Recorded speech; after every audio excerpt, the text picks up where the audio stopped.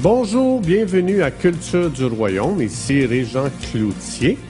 Notre vision est d'équiper notre génération à découvrir leur nouvelle identité afin que tous puissent expérimenter leur plein potentiel. Pour en savoir plus, visitez notre site internet à cultureduroyaume.com. Bonne écoute!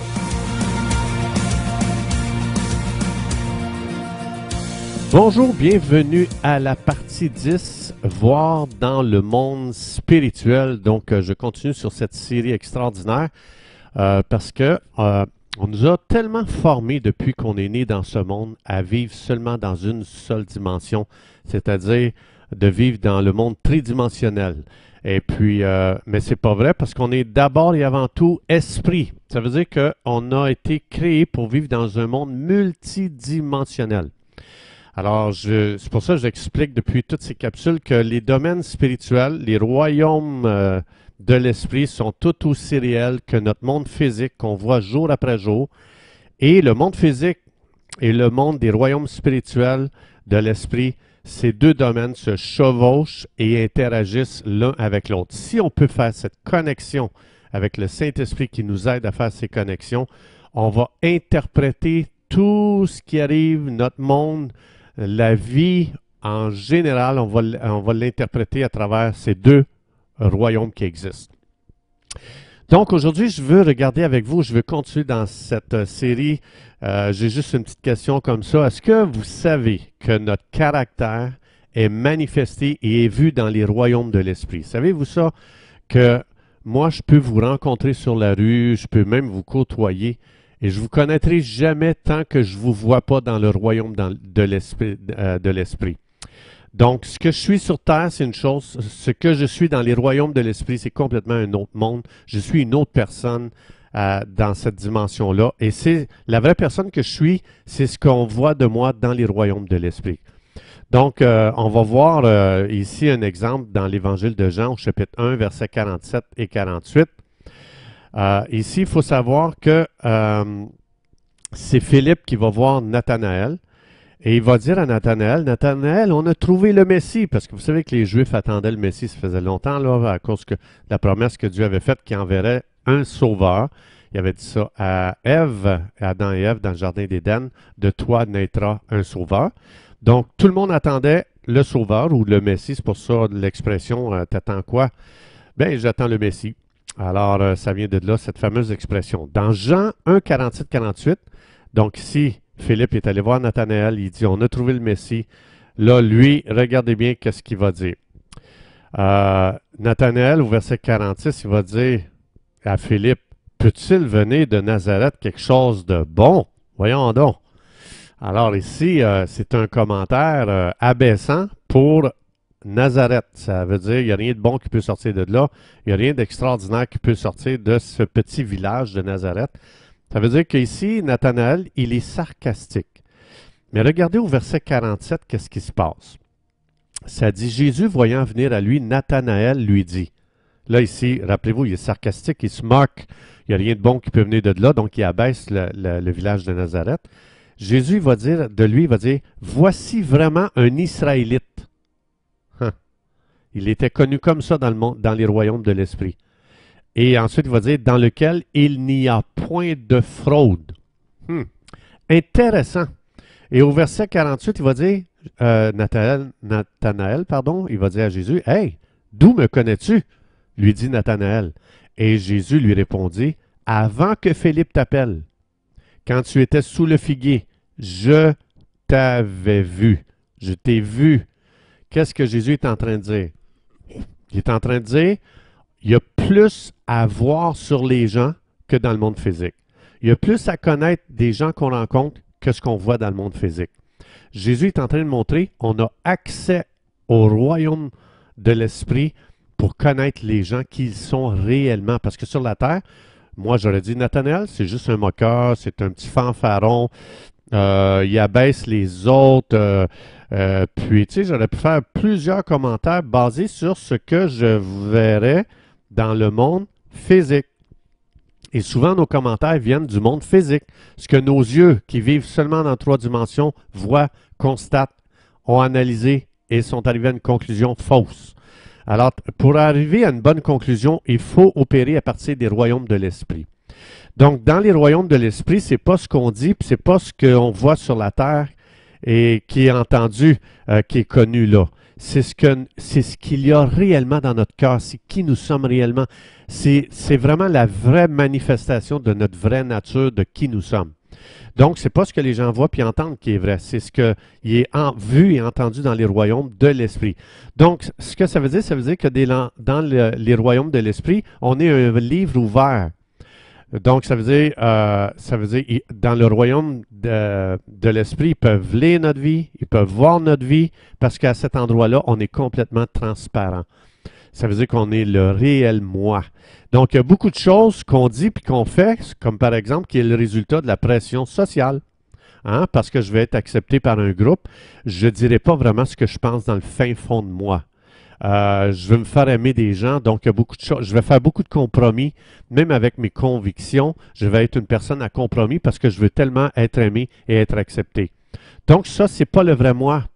Alors c'est pour ça que dans les royaumes de l'esprit, dans les royaumes spirituels, notre vrai caractère est connu et il est vu seulement à cet endroit-là. Il y a un verset qui explique ça dans 1 Corinthiens chapitre 13, verset 12, ça dit « Aujourd'hui, nous voyons au moyen d'un miroir. » Puis dans ce temps-là, un miroir, c'était comme une espèce de petit morceau de métal poli. Tu sais, on pouvait prendre du bronze, on le polissait beaucoup, beaucoup, beaucoup pour qu'il devienne le plus reflet, qu'il devienne un reflet le plus possible de l'image qu'on regarde à travers ça. Donc, c'est pour ça que ce n'est pas les miroirs qu'on a aujourd'hui. Donc, dans ce temps-là, ils voyaient à travers ce moyen-là des morceaux de métal très polis. Donc, c'est pour ça qu'il dit aujourd'hui, nous voyons au moyen d'un miroir d'une manière obscure. Pas nos miroirs d'aujourd'hui, mais dans ce temps-là. Mais alors, nous verrons face à face. Aujourd'hui, je connais en partie, mais alors je connaîtrai comme j'ai été connu. Pareil comme Nathanaël. Donc ici, le Saint-Esprit nous rappelle, les boys, vous ne vous connaissez pas vraiment parce que vous vivez tellement dans seulement 3 dimensions, vous analysez à partir de 3 dimensions, vous vivez dans un monde tridimensionnel et vous êtes trompé. Mais si vous apprenez à voir dans l'esprit, vous allez vraiment voir qui vous êtes réellement. Tu sais, comme par exemple, quand Paul, il y a une femme qui le suivait, puis elle disait « Ce sont des serviteurs du Dieu très haut. » Hein, Paul, les paroles auraient pu le tromper. Qu'est-ce qu'il a fait, Paul? Il s'est tourné, puis il a chassé l'esprit de Python qui animait cette femme-là. Pour faire ça, il faut que tu vois dans le royaume de l'esprit, parce que tout le monde qui était autour de Paul disait « Hey, cette femme-là dit la vérité. » Mais elle était animée d'un mauvais royaume pour révéler le caractère de Paul. Donc, c'est Dieu qui doit nous dire qui nous sommes, ce n'est pas les démons. Alors, c'est pour ça que Paul, il a pris autorité sur cet esprit-là, il l'a lié, il l'a chassé. Donc, mais pour ça, il faut que tu ailles au-delà de ce que tu vois dans le monde physique, puis que tu entendes de tes propres oreilles. Il faut entendre ce que l'esprit dit. Hein? Ça que Jean dit dans l'Apocalypse. Que celui qui a des oreilles entende ce que l'esprit dit à l'Église. L'esprit parle. Dans les royaumes de l'esprit, il y a des voix, il y a des messages, il y a des choses qui se disent, puis on a reçu des oreilles spirituelles, puis c'est juste qu'on ne nous a pas enseigné à activer ces oreilles spirituelles-là. On ne nous a pas enseigné à activer nos yeux spirituels. Ça le dit, je te conseille d'acheter un collier pour oindre tes yeux pour voir réellement, parce qu'il dit, tu dis que tu es riche. Dans le fond, tu es pauvre, parce que dans les royaumes de l'esprit, tu es vu comme quelqu'un de pauvre, mais sur la terre, tu étais riche. Alors, c'est pour ça que j'explique, on vit dans 2 royaumes en parallèle. Le monde des 3 dimensions, le monde physique, et le monde multidimensionnel. Beaucoup plus que 3 dimensions, que là, on voit vraiment qui on est comme être spirituel.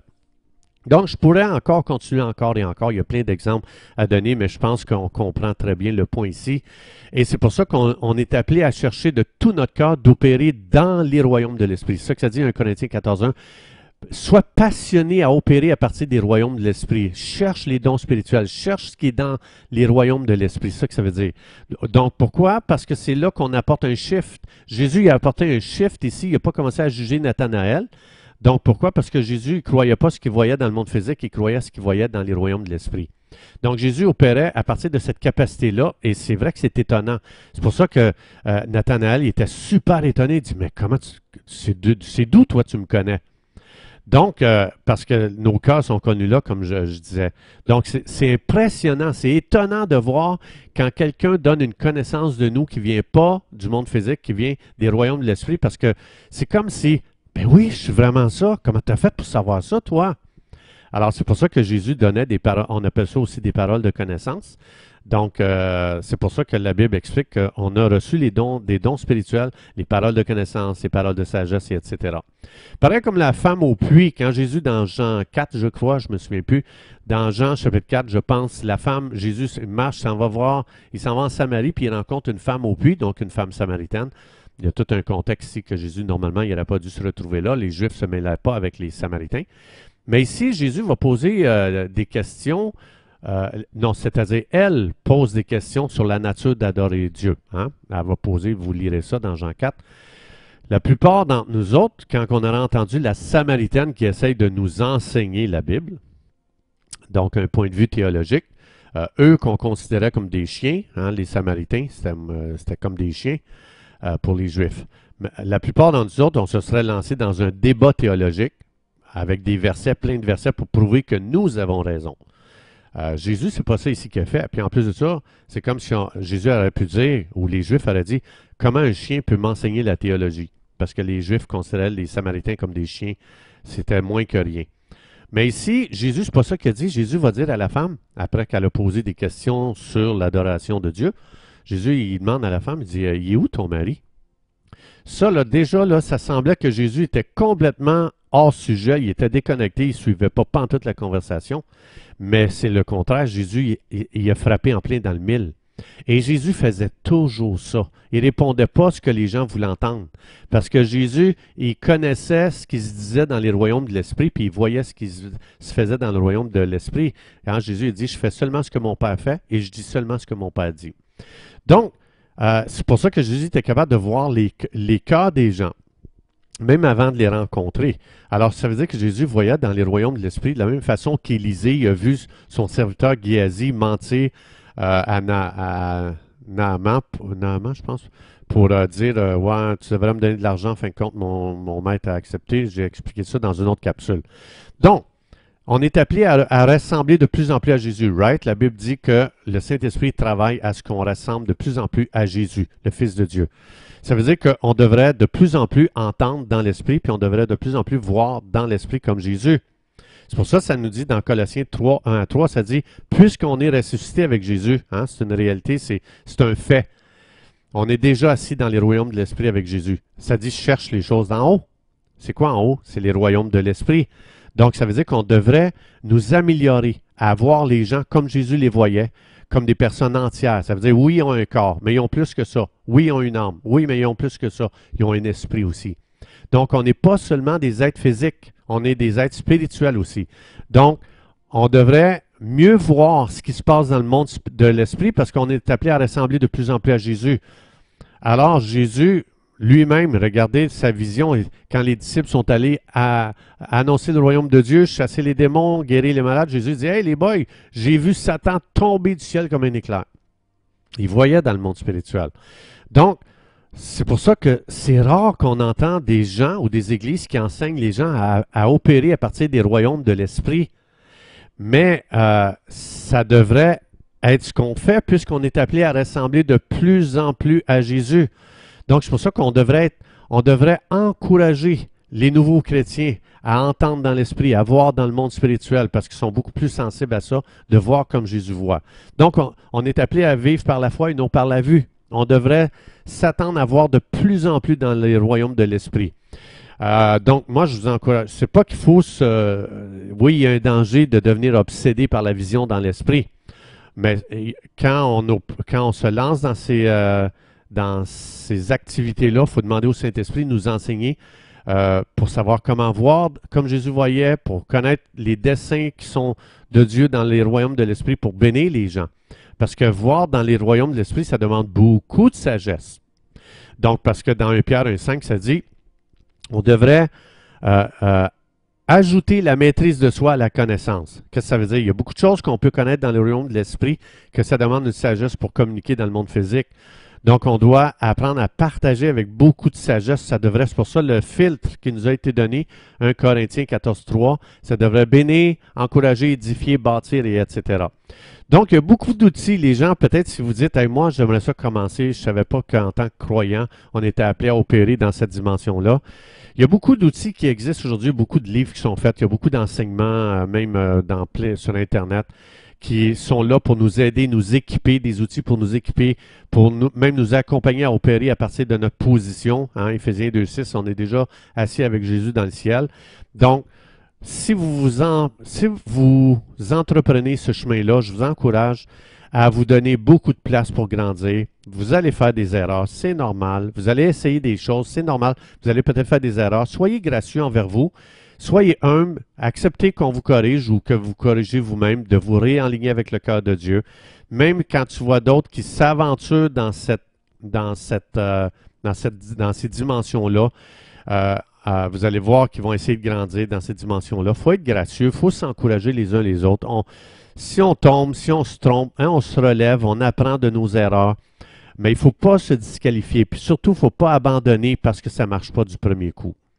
Alors, c'est pour ça qu'aujourd'hui, je veux juste vous encourager. Ce n'est pas du jour au lendemain, quoique souvent, à notre nouvelle naissance, quand on se convertit à Jésus-Christ, il y a beaucoup de choses déjà qui sont activées dans le royaume de l'Esprit. Puis souvent, on opère, mais souvent, après ça, quand on peut être exposé à un enseignement qui éteint tout ça. Donc, on doit réanimer ça dans nos vies. Il faut demander au Saint-Esprit de nous guider. Puis moi, je vous encourage, prier, inviter l'Esprit prophétique à vous couver et à vraiment vous amener dans ces dimensions-là. Puis, vous allez grandir, vous allez voir, c'est extraordinaire parce qu'on est délivré de plus en plus de la tromperie des hommes. Parce que dans les royaumes de l'Esprit, comme on a vu avec Nathanaël, Jésus aurait pu dire, tu es un arrogant, tu es un orgueilleux, tu abaisses les Nazaréens, puis tu te prends pour qui, tu t'élèves au-dessus des autres. Jésus n'a pas parlé comme ça. C'est pour ça que ça dit d'ajouter sagesse à la connaissance. Jésus n'a pas utilisé ce qu'il a vu dans le royaume physique pour l'abaisser ou le disqualifier. Il est allé dans les royaumes de l'Esprit, puis il a qualifié Nathanaël. C'est ce que ça fait quand on apprend à opérer à partir des royaumes de l'Esprit. Chers amis, c'est tout le temps que nous avions. Merci d'avoir été des nôtres et à la prochaine.